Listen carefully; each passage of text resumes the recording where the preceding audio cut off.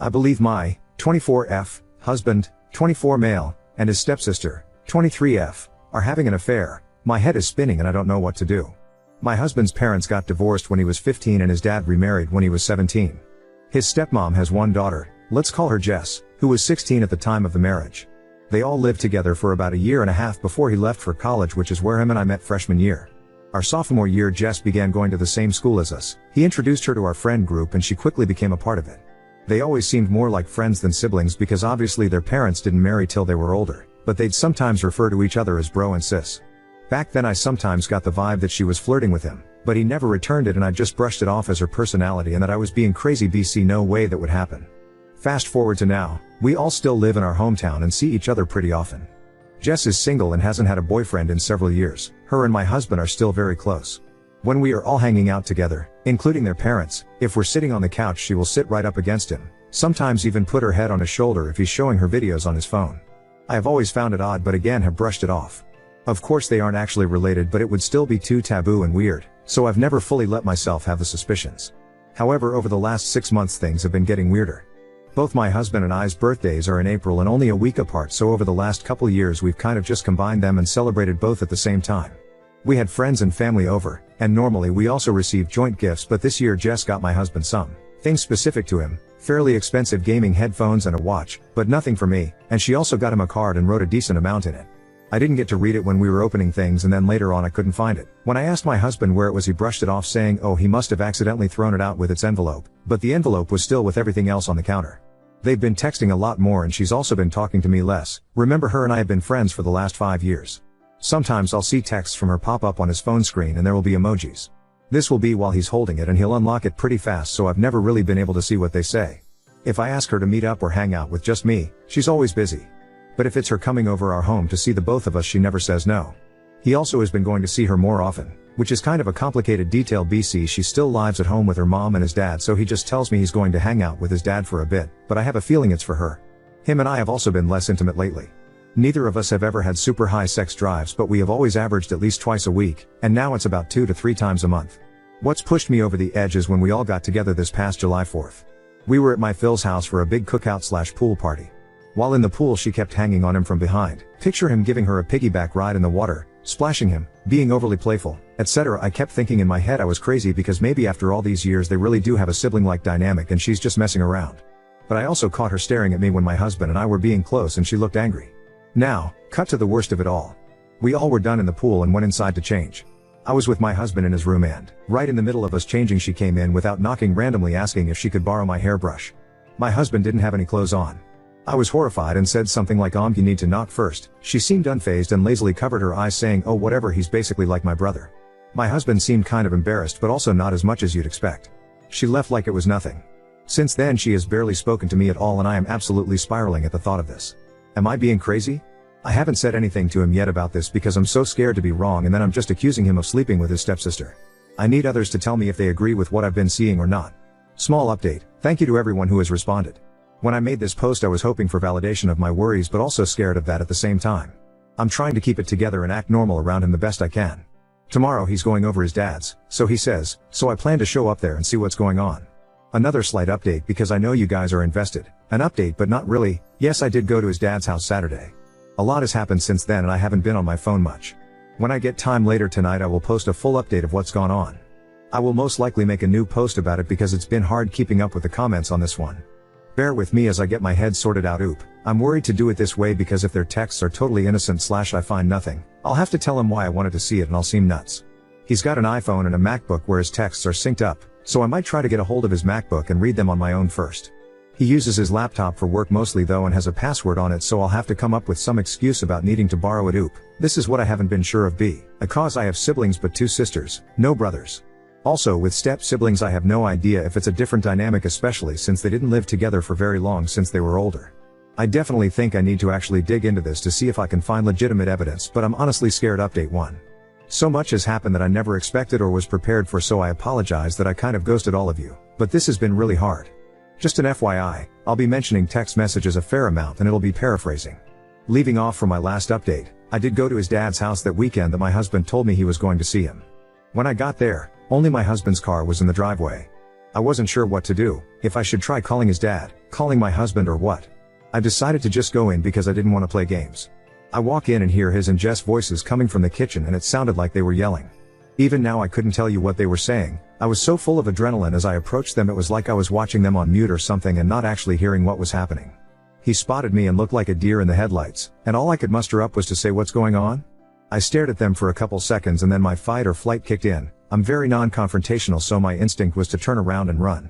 He chased after me and pulled me into a guest room to talk.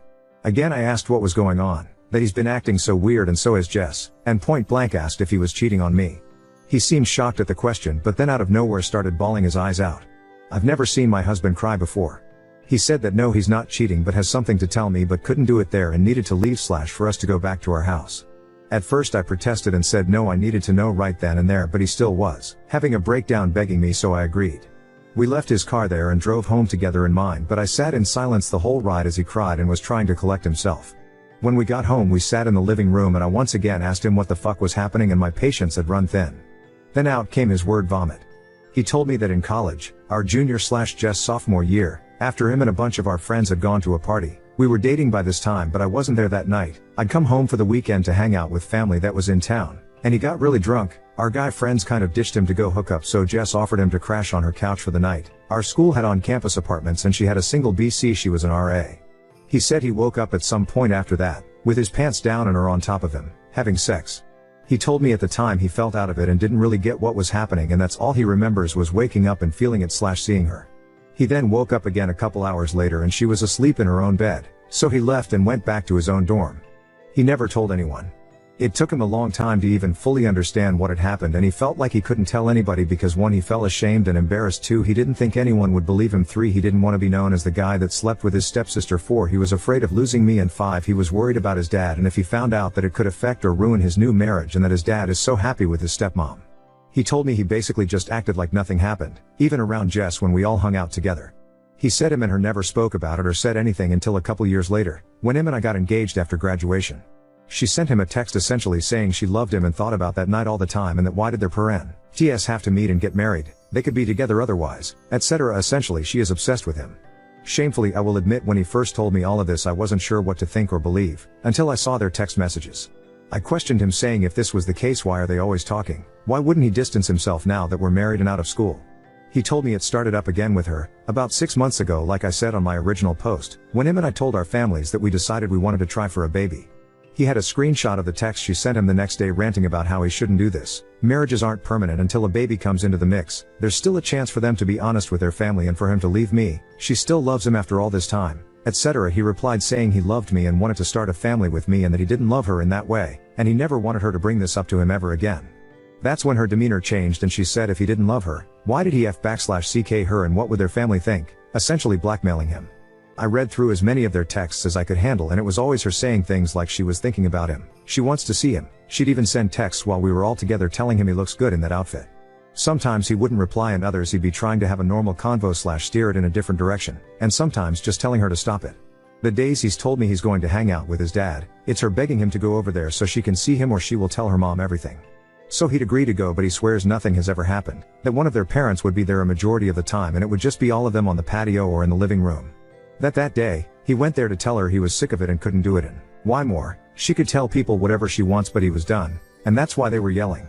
I sat there taking it all in and honestly was speechless as I did not expect any of this. I asked him about our sudden lack of intimacy, essentially only during my fertile window since we're trying for a baby but never any other time, and he said all of this being brought up for him mentally has made him shut down about sex. He was only doing it for me BC I want a baby. That it's taken him so long to realize / come to terms with the fact that she assaulted him. And how this harassment. I cried. I felt betrayed by her and then a heavy, deep empathy for him. I just hugged him and cried and he cried too. I told him he really needs to tell his dad because we can no longer associate with her in any way, and how can we manage that when she lives with him? At first he said no, he couldn't because he's worried they won't believe him and also doesn't want to ruin his dad's life because how could the marriage with his stepmom survive this? I told him I don't have an answer for that, he has to trust that his dad will believe him and I was also worried about her panicking after their argument and doing something crazy. He agreed to tell his dad and said he wanted to do it alone. The following weekend he met up with dad and told him everything, showed the text to him, etc. His dad believed him and like me was caught off guard and speechless. This led to him telling his wife and saying he was kicking Jess out, However, his wife did not believe it. She claims my husband must have edited the text somehow, actual texts in the message app that you can scroll through, and it's Jess' number attached to the contact. Jess freaked out, saying none of it was true and he was the one who'd been harassing her. That's when my husband threatened to take it all to the police for an order of protection against her if she did not tell the truth, and she finally admitted to everything in an insane meltdown. His stepmom is horrified. His dad doesn't know if he can get past her not believing my husband and accusing him. We are currently in this weird limbo phase of the whole family on edge. Jess is still living there. His dad has demanded she leave and has given her 2 weeks instead of kicking her out on the spot in an attempt to try and salvage the situation with his wife. My husband and I are having lots of talks, trying to regroup. We've put trying for a baby on hold as he seeks therapy for this. He still is considering going to the police for the harassment. My heart is broken for him and also trying to come to terms with the truth, that Jess, who I've known for years, would do something like this. I was prepared to uncover an affair but never this. I'm not sure if there will be any more updates after this, maybe if my husband decides to pursue legal action. I want to say thanks to everybody who pushed for me to dig into my suspicions, otherwise this could have gone even further. I don't like to think of what could have happened. I probably left things out, so if people have questions I'll try my best to reply to comments. I've told him that he should because she's unstable. It scares me because she seems so totally normal, like this is the biggest shock of my life, learning her true behavior. And someone like that is totally unpredictable. He knows he needs to but is trying to mentally prepare, and I'm trying to not push him too hard because this has been a lot. I'm really hurt and overwhelmed. Her and I were close friends for so long, so I'm really battling how she betrayed him, but me too. And I also feel guilty for having this back thought of feeling lied to by him, when I know this wasn't his fault. He was assaulted and essentially stalked by her, so I in no way blame him, just trying to shake the feeling and hoping it fades. Now on to second story. Found out through Snapchat that my 2 best friends secretly booked a trip without me for New Year's Eve. Me, 24F, and my 2 best, 23F, went to university together, and immediately got close. We were inseparable all of the 3 years of studying. However, this summer we graduated and moved completely different places. We talk daily in our group chat, catch up over FaceTime. One of the 2 got a job in another country in Europe, and ever since she knew she was going to move there, we have been planning and been so excited to visit her for New Year's Eve. 5 days ago, I texted them to arrange a FaceTime call to start planning and booking our trip. Later that night, the friend working abroad called me and suggested we could come later in the spring instead, when it's warmer, and that she thought she might not get days off of work. But just now she suddenly posted a screenshot on her private story to Snapchat of messages between them that the third friend had booked a flight for Nye. I just don't know what to feel. I feel so disappointed and left out. We have done things together before where 2 of us would hang out and not include the third, but we have traveled together many times and we always agree on that we have so much fun traveling together. How should I go on and approach this? I need advice, as I'm not the confrontational type. And we've never really had arguments before. I don't want to come across as petty, although I kinda am, and also I don't want to be invited out of pity. I can't think of anything that would make them be mad at me or anything like that. Okay, writing this out, I think I really wanted to vent, but also I would love some advice on how to deal with this. I don't want to create bad vibes between us, but how would you go about this with close friends? Maybe someone has experienced similar situations? _# notable comments, you have every right to be pissed. These girls straight up went behind your back, booked the trip, and then had the nerve to post about it on Snapchat like you wouldn't notice? That's cold.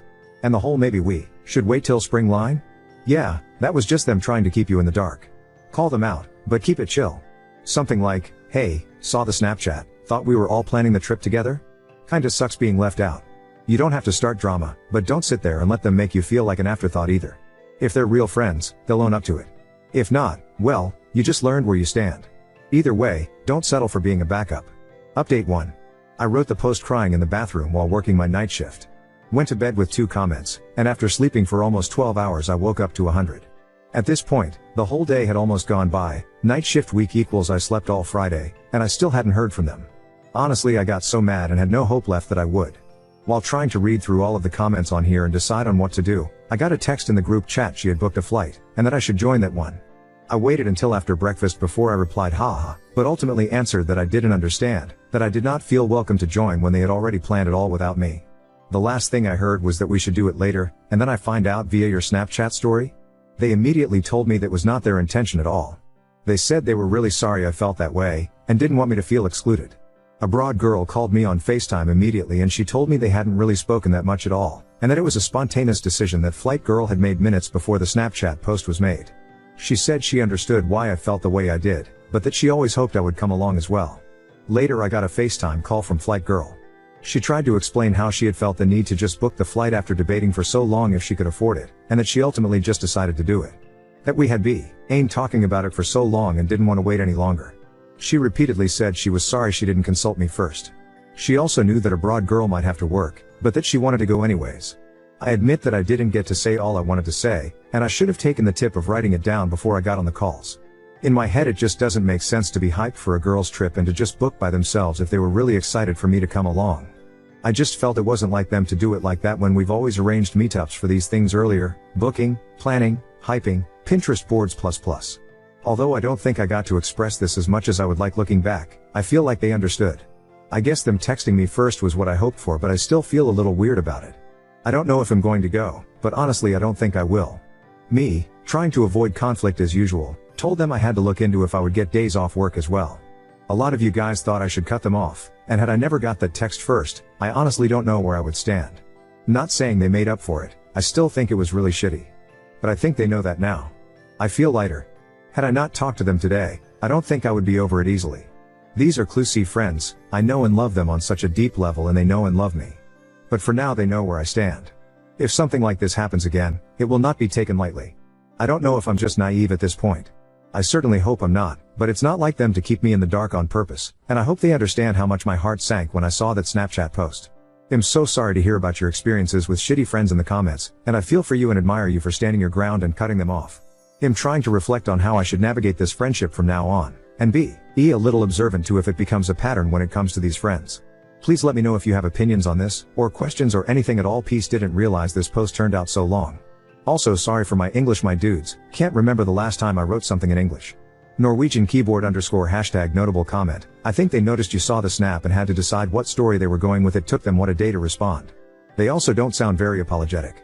And don't make up an excuse about why you're not going to let them off. Tell them you feel the trip's tainted and you're not comfortable with what feels like a pity invite. Youth Maleficent 6925. Okay fuck, when I posted this I realized how pissed really am. What the hell. I want to give them the benefit of the doubt, but it doesn't sit right with me. No, why am I being so back and forth? Like it feels like a pity invite, and that kinda means I was never part of the plan. And that really sucks. Oop. I think the fact that they immediately reached out to you when you told you were feeling excluded, acknowledged that your feelings were valid, acknowledged it was a mistake, and apologized, with apparently no hedging or blame shift, is a good sign. It is possible that there is some sort of weird mean girls thing going on. It is also possible that one or both of them made a thoughtless mistake and are horrified that they've made their friend feel bad. If you have a long history of solid friendship and not much of a history of bullshit, then I'd be inclined to take the apology at face value, go, and have a good time with your friends. On the other hand, if the relationship history has other incidents of fuckery, and your instinct tells you that this is more of that, then I'd consider not going. No one is perfect and people make mistakes, including friends. It's up to you to decide if you can live with the flaws, forgive the mistakes, and enjoy the good parts of the friendship, or to decide that you cannot. For me, a lot of it would depend on how sincere I thought the apologies were, how much I believed it was an innocent versus cruel versus thoughtless mistake, and how much I valued that friendship and the history we had. Only you can judge that.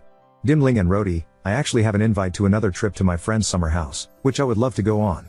I was actually so sad I couldn't join them because of this other trip.